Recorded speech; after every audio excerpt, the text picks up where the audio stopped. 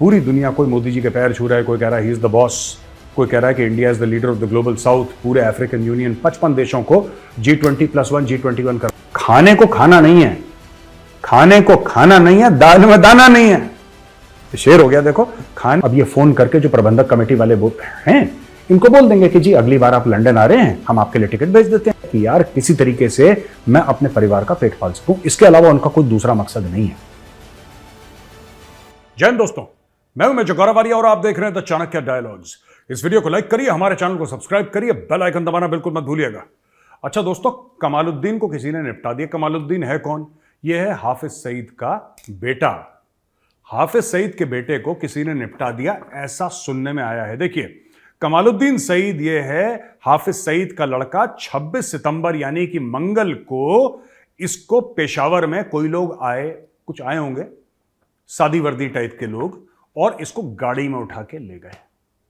ठीक है जी, गाड़ी में बैठा के ले गए। अब ये मिल नहीं रहा है और काफी जो जर्नलिस्ट हैं, काफी जो पत्रकार हैं पाकिस्तान के, जिनका ISI भी सोर्स है और जिनका ये भी सोर्स है वो भी सोर्स है, ठीक है, उन सब लोगों ने बोला है कि ISI को भी नहीं पता कहां है ये। ISI कहता पता नहीं कहां गायब हो गया, हमें नहीं पता।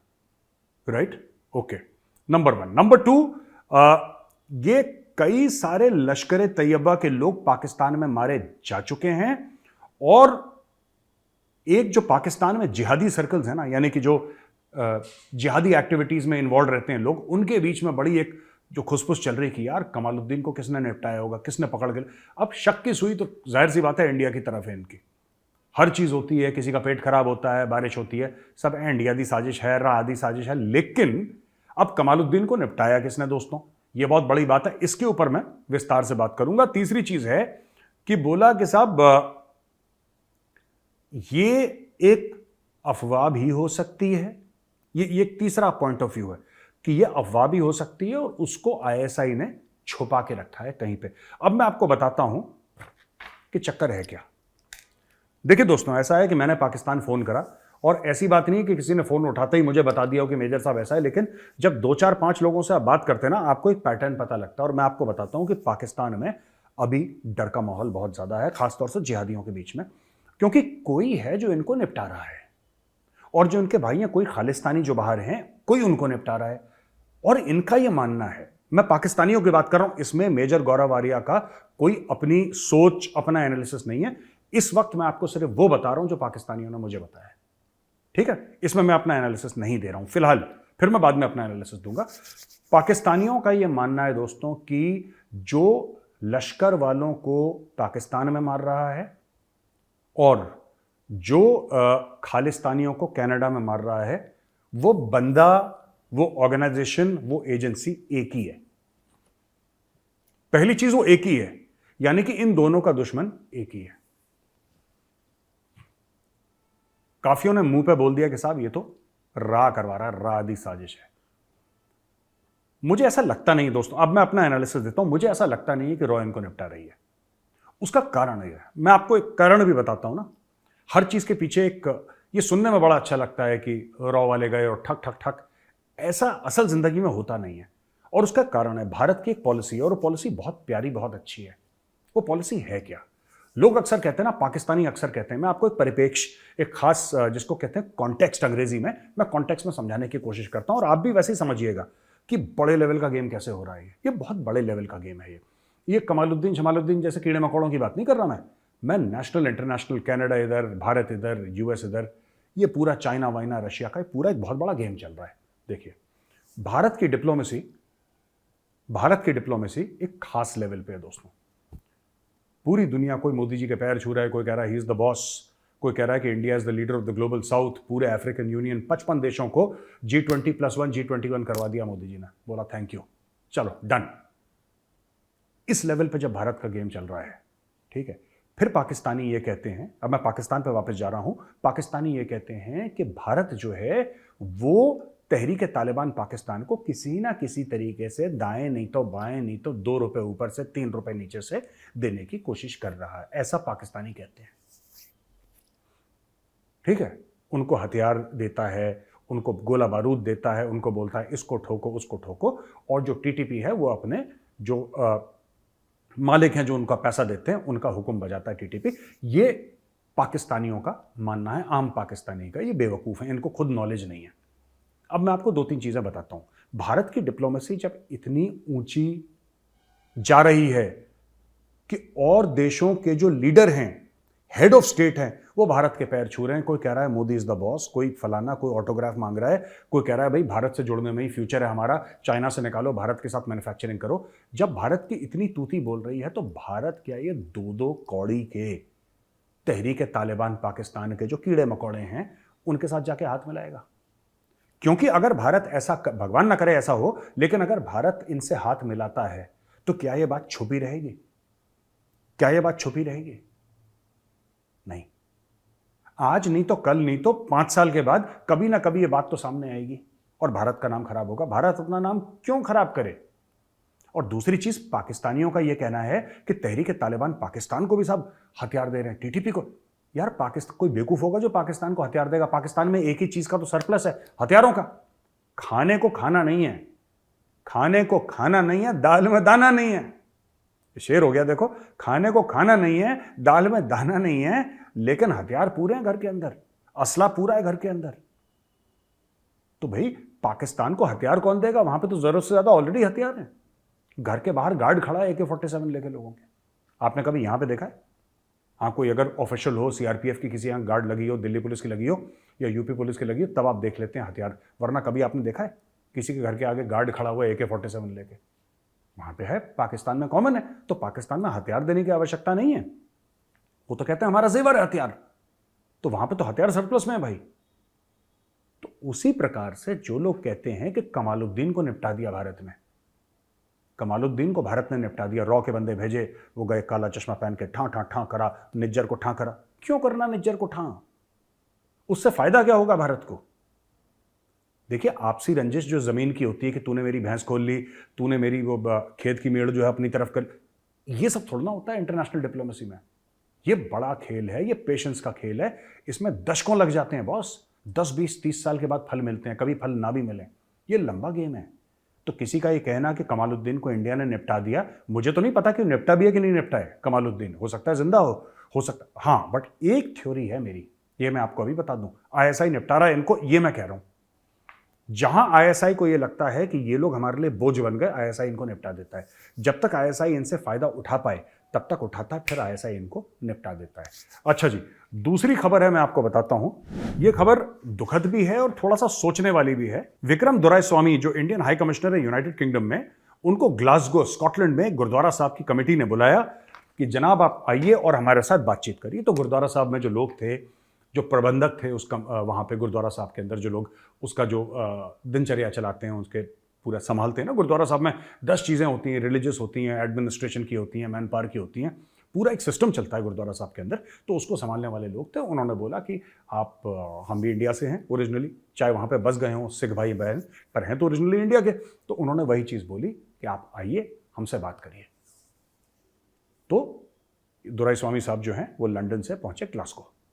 गुरुद्वारा साहब के अंदर जा ही रहे थे, वहाँ पे 1-2 खालिस्तानियों को पता लग गया कि इंडियन हाई कमिश्नर आया। इन्होंने उनकी गाड़ी घेर ली, अंदर से गाड़ी बंद थी, इन्होंने दरवाज़ा खींचने की, जाहिल के बच्चे हैं ना खालिस्तानी, जानवर टाइप के। आपने देखा होगा गाड़ी चल रही है सड़क पे, पीछे कुत्ते भागते हैं, ठीक है, कुत्ते भाग रहे हैं, काटने की कोशिश कर रहे हैं गाड़ी को किसी तरीके से, भौगाल अपना बना, वो खालिस्तानी है वो कुत्ते सड़क। तो वही कुत्तों वाला काम खालिस्तानियों ने वहाँ पर करा। तो जब उनको देखा कि ही इज़ नॉट वेलकम, तो वो चले गए वहाँ से। कोई भी शरीफ आदमी यही काम करता। अब देखिए ना, ये मैं बार बार आपको बातें कह रहा हूँ, काफ़ी लोग मुझसे कहते हैं नहीं साहब ऐसा वैसा। मैं आपको बताता हूँ सच बात, इस वाकये से सच्चाई सामने आ गई। सच्चाई क्या है मैं आपको फिर समझाता हूँ, पूरे खालिस्तान मामले की सच्चाई, और जो हमारे सिख भाई बहन हैं और हिंदू भाई हैं ना, वो भी समझ लें सच्चाई क्या है। देखिए, गुरुद्वारा साहब के अंदर जो प्रबंधक थे, उनके जो देख रहे थे, वो बातचीत करना चाह रहे थे। उन्होंने बोला साहब आप आइए। उन्होंने बोला ठीक है साहब, आपने बुलाया है, मैं ज़रूर आऊँगा। वो आए। यानी कि मेजॉरिटी ऑफ द सिख्स, जो ज़्यादातर सिख भाई बहन हैं, ये खालिस्तानी कीड़े मकोड़ों को सपोर्ट नहीं करते। लेकिन खालिस्तानी वही कीड़े मकोड़े क्या करते हैं खालिस्तानी कि ये गुंडागर्दी पे उतर आते हैं। इसको मार दिया, इसको चाकू मार दिया, ये गोली चला दी, लेकिन गुंडागर्दी से ज़्यादा तो चल नहीं पा। ये एक्सपोज हो गए खालिस्तानी। किसका घाटा हुआ? क्या भारत का घाटा हुआ? वो मीटिंग नहीं हो पाई? कोई बात नहीं, कोई बात नहीं। अब ये फ़ोन करके जो प्रबंधक कमेटी वाले हैं, इनको बोल देंगे कि जी अगली बार आप लंदन आ रहे हैं, हम आपके लिए टिकट भेज देते हैं, आप लंदन आ जाओ, इंडियन हाई कमीशन के अंदर मीटिंग कर लेते हैं, कहानी खत्म हो गई। ओ भाई, ऐसा तो नहीं है ना कि वो गुरुद्वारा साहब के अंदर नहीं गए, वो जाते, सर पे कपड़ा रखते, मत्था टेकते, आशीर्वाद लेते, बहुत अच्छा रहता। हम सब लोग करते हैं, मैं भी जाता हूँ गुरुद्वारा साहब, हमारे यहाँ सेक्टर 18 में है गुरुद्वारा साहब। तो ऐसी बात नहीं है कि लोग नहीं जाते, लोग बिल्कुल जाते हैं। पर खालिस्तानियों ने करा क्या? खालिस्तानी कुछ भी नहीं कर पाए। उनका बस छोटा सा काम कि यार हम किसी तरीके से ना इस चीज़ में खटाई डाल दें। उन्होंने खटाई डालने की कोशिश करी, मीटिंग वहाँ पे नहीं, मीटिंग कहीं और हो जाएगी, और बताओ क्या करना है। तो ये खालिस्तानी इसमें हो गए दोस्तों एक्सपोज। अब हम आते हैं तीसरी खबर पे। डॉक्टर जयशंकर का एक बड़ा बयान है। उन्होंने बोला है कि भारत और कनाडा की जो सरकारें हैं वो आपस में बातें तो करेंगी, लेकिन एक बात जरूर करेंगी, और वो है कि एक क्लाइमेट ऑफ वायलेंस बन चुका है कनाडा में। कनाडा के अंदर जो एक शांतिप्रिय देश माना जाता था एक समय पे, उसके अंदर एक क्लाइमेट ऑफ वायलेंस बन चुका है। वहां पे खालिस्तानियों ने कुछ कुछ जगह पे ऐसा कब्जा कर लिया है कि बीच में आके बोलते हैं अच्छा हिंदुओं खाली करो, हिंदुओं खाली करो। ये गोली मारना, ये सब ड्रग्स, इसके ऊपर भी बहुत डिटेल्ड रिपोर्ट आई है दोस्तों। और ये रिपोर्ट है क्या, मैं आपको बताता हूं। ये रिपोर्ट सिर्फ ये है कि किस तरीके से, अब देखो लोग कहते हैं ना कि नौकरी नहीं मिल रही, नौकरी नहीं मिल रही। अगर आप क्वालिफाइड हैं, अगर आपके पास एक्सपीरियंस है, या एक्सपीरियंस नहीं भी है, आप क्वालिफाइड हैं और आप इंटेलिजेंट हैं, आपको ऐसा नहीं हो सकता कि भारत में नौकरी ना मिले। हाँ, हो सकता है कि कुछ समय के लिए आपका बैड लक चले। विदेशों में क्या है, क्योंकि विदेशों में आबादी कम है और काम तो उतना ही रहता है, आबादी कम है, तो ये निज्जर जैसे लोग वहां पे प्लम्बर लग जाते हैं। आप समझ रहे हैं मेरी बात? अब यहां पे तो प्लम्बर भी अगर निज्जर बनेगा इंडिया में, तो यहां पे प्लम्बरों में ही इतनी कंपटीशन है कि पता लगा कि निज्जर जैसे 1.5 करोड़ तो प्लम्बर ही प्लम्बर है यहां पे। 1.5 करोड़ नहीं, 50 लाख तो प्लम्बर होंगे। अब इशू ये है कि बाहर ये छोटे मोटे जो अनस्किल्ड काम है ना, इसमें नौकरी आराम से मिल जाती है। आपने बोला कि अच्छा मैं आपका लॉन मो कर दूंगा, लॉन मोइंग में ही आप $20-30 आपने कमा लिया, $50 आपने कमा लिया, आपका काम चल गया। छोटे छोटे काम कर दिया आपने, ट्रक चला लिया आपने, डिलीवरी दे दी, ये सब। तो जिसके लिए स्किल्ड है ना, स्किल्ड चीज, वो इंडिया में लोग खुद ही वो काम कर लेते हैं। यहाँ पे कल्चर ऐसा है ना, घर के बड़े बेटे को बोला अच्छा बेटा ये जरा देख लेना, वो पेचकस लाया, उसने टों टों टों करा, नल ठीक हो गया। वहां पे प्लम्बर की जरूरत ही नहीं पड़ती आधे समय, लोग ही घर के निपटा देते हैं काम अपना खुद। तो बेसिकली कल्चर का फर्क है। दूसरी चीज ये है कि आपने जैसे पंजाब से बहुत लोगों का क्रेज है जी कनाडा जाना, कनाडा जाना है। ये तो खुलेआम वहां पे कोई मंत्री या किसी आपने पॉलिटिशियन से लिखवा लिया उसके लेटर हेड पे कि हाँ इस बंदे के ऊपर बड़ा ना जुल्म हुआ है, क्योंकि ये खालिस्तान को सपोर्ट करता है, इसके ऊपर बहुत जुल्म हुआ है यार। उससे 2-3 लाख रुपए ले लिए, यह भी रिपोर्ट आई है, 2-3 लाख रुपए ले लिए उससे, उसको बाहर भेज दिया, उसको वहां पे रेजिडेंसी मिल गई, वो वहां पे वही निज्जर जैसा प्लम्बर। अच्छा, इसमें एक और स्कैम है कि गुरुद्वारा में जो सेवक होते हैं, तो जो सेवक हैं उनको बोल दिया कि तुम सेवा करो लोगों की, तुम वहां पे उसको खाना वाना तुम्हें दे देंगे, कुछ थोड़े बहुत पैसे दे देंगे। इस तरीके से जो खालिस्तानी है वो अपना वेब वहां पे स्प्रेड कर रहे हैं। और वहां पे इलीगल एक्टिविटीज में ये जो बेचारे पंजाब के यूथ हैं जो सिर्फ एक बेहतर जिंदगी के लिए वहां पे जाना चाहते थे, उनका और कोई मकसद नहीं था। इन यूथ का ये मकसद नहीं है कि मैं वहां पे जाके खालिस्तान का झंडा फहराऊंगा और एक नया खालिस्तान बनाऊंगा और इसको ठाऊं और उसको ठूं, ये उनका मकसद नहीं है। उनका सिर्फ ये मकसद है कि यार किसी तरीके से मैं अपने परिवार का पेट पाल सकूं, इसके अलावा उनका कोई दूसरा मकसद नहीं है। वो इस स्पाइरल ऑफ वायलेंस में फंस जाते हैं, जिसके बाद डॉक्टर जयशंकर कह रहे हैं उसमें फंस जाते हैं। फिर जब आपके इंडियन हाई कमीशन के सामने अगर प्रोटेस्ट होगा तो फिर आपको तो जाना पड़ेगा, क्योंकि आपने नौकरी पकड़ी है, आपने पैसे पकड़े हैं उनसे, फिर आपकी मजबूरी है, फिर आप जाओगे वहां पे, फिर आप हिंदुस्तान हाय हाय करोगे, आप झंडा भी जलाओगे, क्योंकि अगर आप झंडा नहीं जलाओगे तो घर में आपके पंजाब में जो आपका परिवार है वो भूखा सोएगा रात को, आपकी मजबूरी है। तो आप ये मत सोचना कि जितने लोग आ रहे हैं वहां पे और ये सब बिलीव करते हैं this so called fraud Khalistani सोच पे, ये 420 है जो खालिस्तान जिसको कहते हैं, 420 का गिरोह है ये, नहीं। इसमें कई लोग ऐसे हैं जो कि ह्यूमन स्मगलिंग के शिकार हैं, इसमें से कई ऐसे लोग हैं जो इलीगल इमिग्रेशन का शिकार हैं। और मुझे ऐसा लगता है कि कभी ना कभी कनाडा के ऊपर ऐसा दबाव आएगा जिसमें कनेडियन जो लॉ मेकर्स हैं, जो जस्टिन ट्रूडो के खिलाफ जो खड़े हुए हैं, वो जरूर पूछेंगे कि यार जरा एक इंक्वायरी तो करी जाए, पार्लियामेंट्री इंक्वायरी होनी चाहिए कि हमारे देश में कौन आ रहा है, ये पूरा कूड़ा करकट आ रहा है बाहर से, ये हैं कौन लोग, ये हैं कौन जो हमारे देश में। और एक बात बताओ यार, साफ सीधी बात है, अमेरिका ने साफ सीधी बात बोल दी, अगर तुम क्वालिफाइड हो, अगर तुम हाईली क्वालिफाइड हो, अगर तुम XYZ तुम्हारे क्वालिफिकेशन है, then you can come inside. ऐसे नहीं कि कोई भी उठा के, कनाडा में तो कोई भी, एक बंदा है जिसने 15 बंदे मार रखे हैं, 15 बंदे उसने मार दिए ठाठा करके। जी आप कौन है? मेरा नाम जी फलाना डिमका। अच्छा जी, आप क्या करते हैं? जनाब मैं प्लम्बर हूं। ओह हाँ, कनाडा में तो प्लम्बरों की बहुत जरूरत है, आ जाओ जी, आ जाओ, आओ। वो लगा हुआ है, एक हाथ में AK-47, एक हाथ में पेचकस, प्लम्बर है वो। तो कनाडा ने ऐसा कर दिया। This is the climate of violence that doctor Jaishankar is talking about. और डॉक्टर जयशंकर ने कहते हैं कि साफ साफ अमेरिकन को बताया, और ऐसी चीज बताई जो अमेरिकन को नहीं पता थी कि भाई हमारे कंसर्न्स क्या है। उन्होंने बोला अमेरिकन को, तुम तो सुनते हो कनाडा की, आज तक सुनते चले आओ, भारत की सुनो तुम। इन लोगों ने दुश्मन पाल रखे हैं। कोई देश अगर तुम्हारा दुश्मन पाले तो तुम्हें कैसा लगेगा?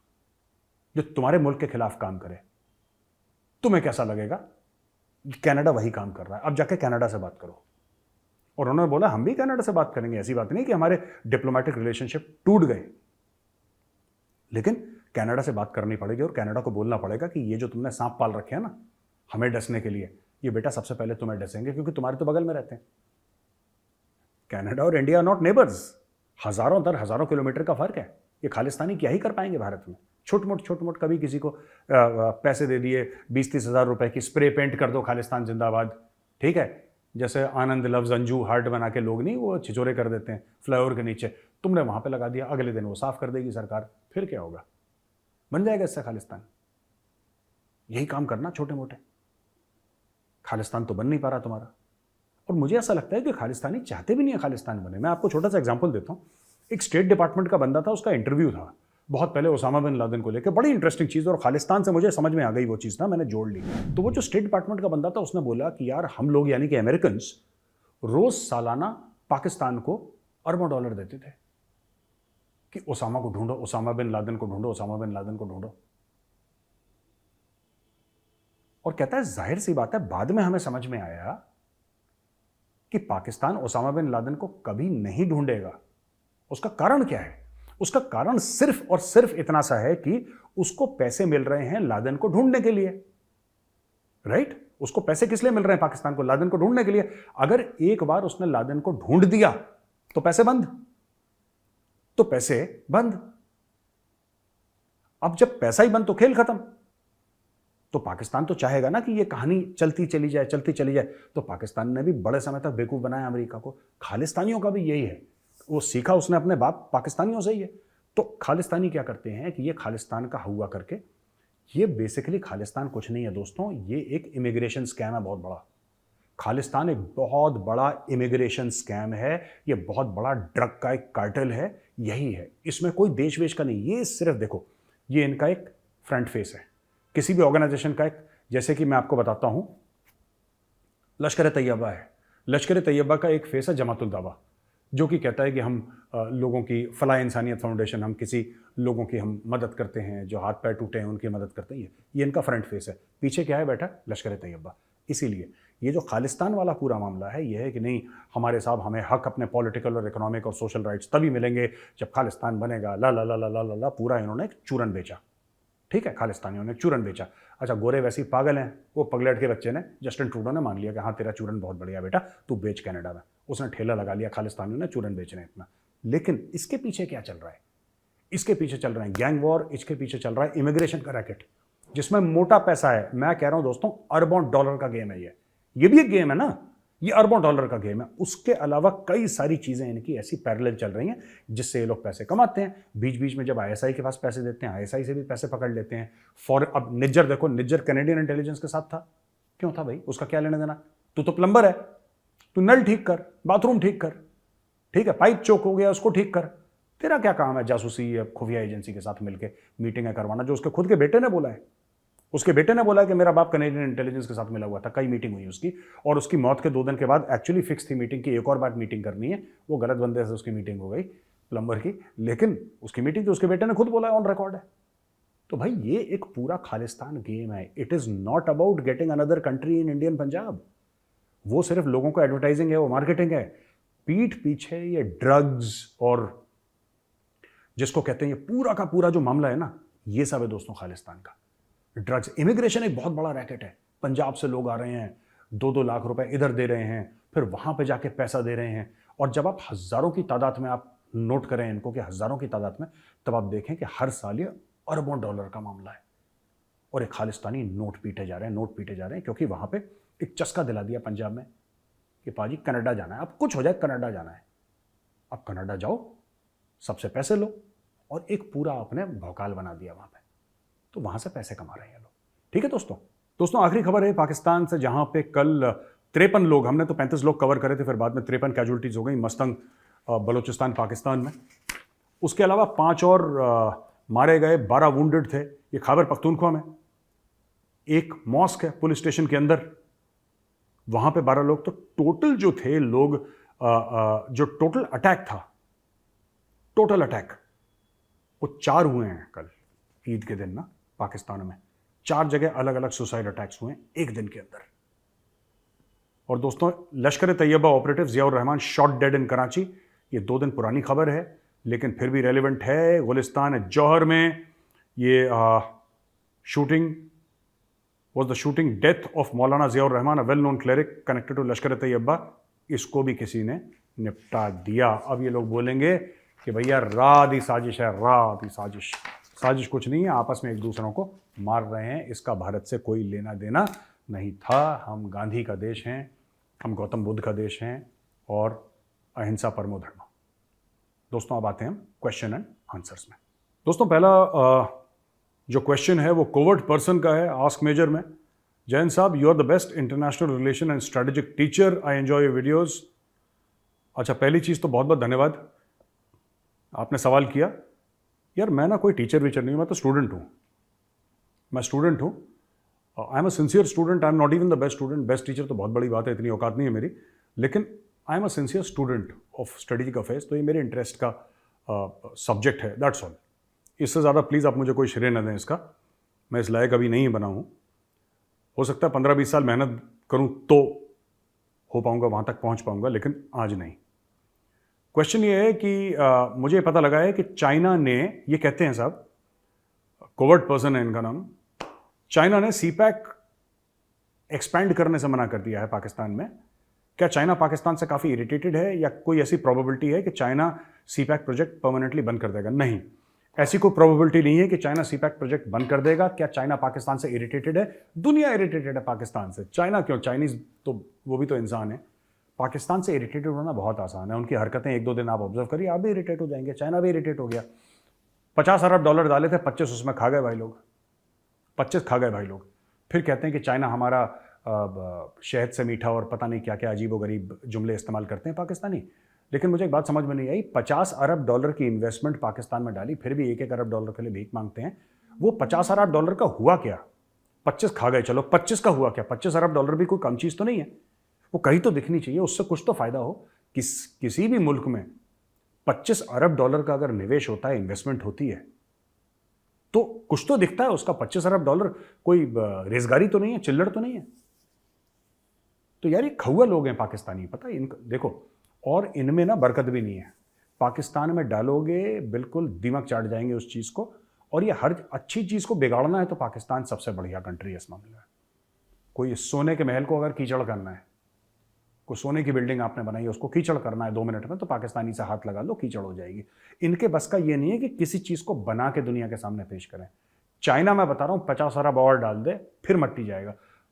ये पनौती हैं बेसिकली, मैं आपको बता रहा हूँ। इसमें टेक्निकली बहुत ज़्यादा चीज़ें हैं जो मैं समझा सकता हूँ, बट बेसिकली ये लोग पनौती हैं। और देखिए, इमरान खान ने एक अकल की बात करी थी। इमरान खान ने सीपैक रोक के ये बोला कि कागज़ दिखाओ पहले। इमरान खान के निपटने का एक कारण यह भी था, ना माने पाकिस्तानी मेरी बात, ये बोले कि नहीं मेजर आप अपना एजेंडा चला रहे हो, और राह दे एजेंट, राह दे, ये सब। But fact of the matter is कि इमरान खान ने सीपैक रोका था। और सीपैक क्यों रोका था इमरान खान ने? इमरान खान ने बोला कि भैया जरा कागज़ तो दिखाओ जिसमें तुमने अंगूठे लगाए हैं, जिसमें तुमने अपने साइन करे हैं, हस्ताक्षर करे हैं, सिग्नेचर करे हैं, जिसमें तुमने सीपैक के कागज़ों में तुमने चाइना के साथ अग्रीमेंट क्या करी है। क्योंकि वो पैसा आवाम को वापस देना है चाइना को, वो मुफ्त का तो नहीं है, वो देना है। कितना देना है, किस भाव पे लिया, किस रेट पे लिया, क्या टर्म्स एंड कंडीशंस थी, ज़रा मुझे समझाओ तो।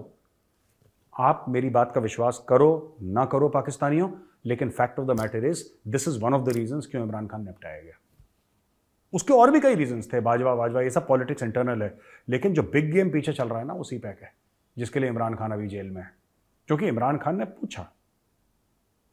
पूछा क्या देखिए, इमरान खान नियाजी ने सीपैक करी बंद, झटका किसको लगा? चाइना को। इमरान खान ने कागज मांगे, झटका किसको लगा? चाइना को।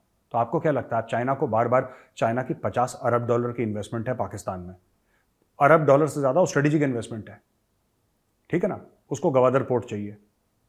आपको क्या लगता है इमरान खान कुछ भी करेगा, चाइना कुछ रिस्पॉन्ड नहीं करेगा? कर दिया चाइना ने रिस्पॉन्ड। तो भैया ये स्टोरी है। अच्छा, दूसरा सवाल है दोस्तों इनका, राज पारेख जी का। Ask major. नमस्ते मेजर। नमस्ते Raj ji. My occupation is also related to geo politics. तो ये कह रहे हैं कि मेरा भी जो पेशा है वो जियो पॉलिटिक्स से है और मैं आपके वीडियोस रेगुलरली देखता हूँ। बहुत बहुत धन्यवाद राज पारेख साहब, बहुत बहुत धन्यवाद आपका। मैं सवाल पूछना चाहता हूँ कि मैंने ये पढ़ा कि निज्जर को 2 लोगों ने बाइक या कार में आए और मार दिया। ये हाई सर्विलेंस के एज में इतना सिंपल है क्या किसी को मार के भाग जाना?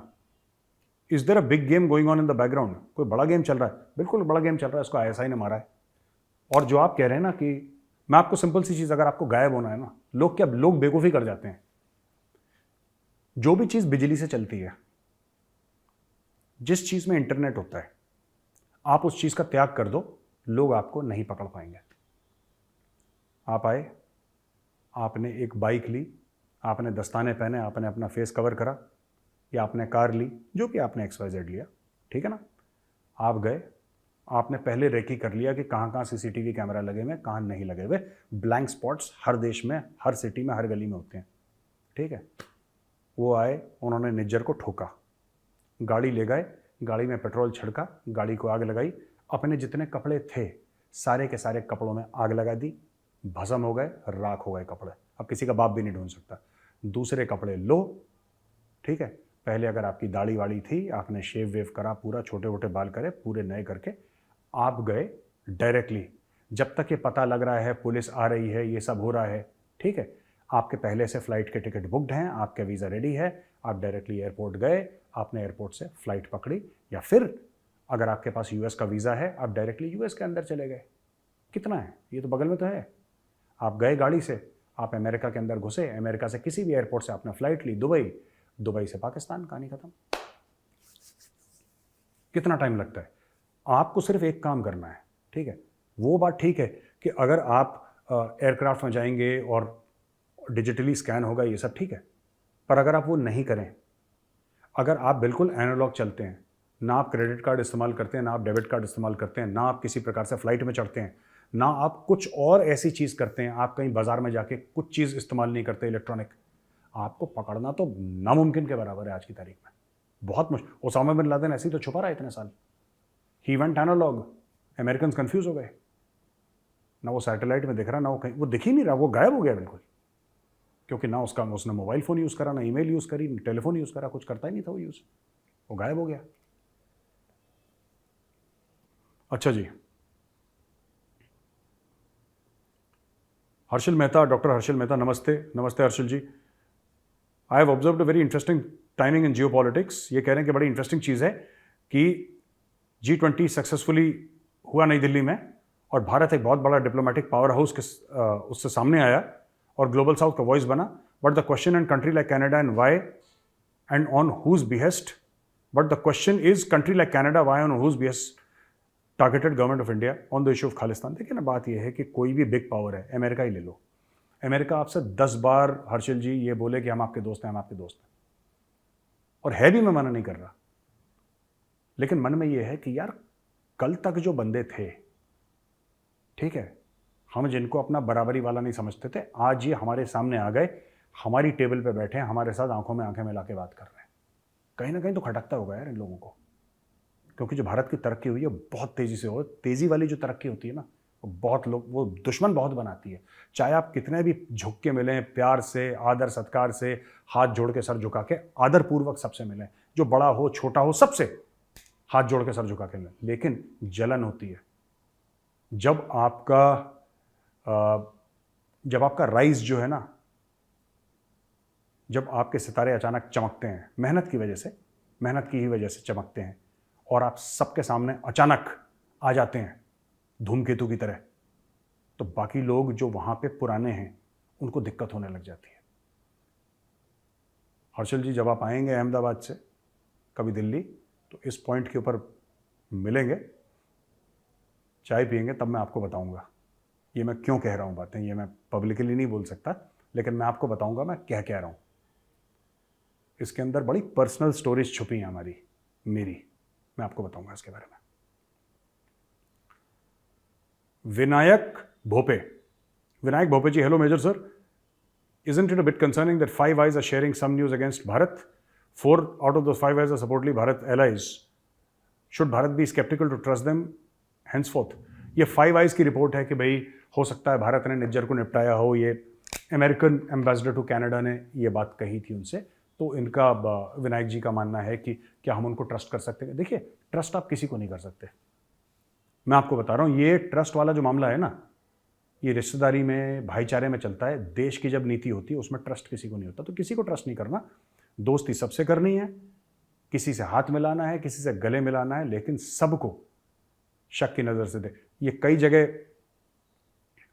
फौज में ना लिखा रहता है, इंडियन आर्मी में, जब आप गेट पे जाते हैं, जो CMP वाले होते हैं ना, मिलिट्री पुलिस वाले, जो who are suppose to enforce discipline and all that, तो वो चेकिंग करते हैं। तो वहाँ पे बोर्ड पे कई जगह, मैं हर जगह नहीं बोल रहा, मैं कई जगह आर्मी के गेट्स में लिखा रहता है, रिस्पेक्ट ऑल, सस्पेक्ट ऑल। सबकी इज्जत करो, सब पे शक करो।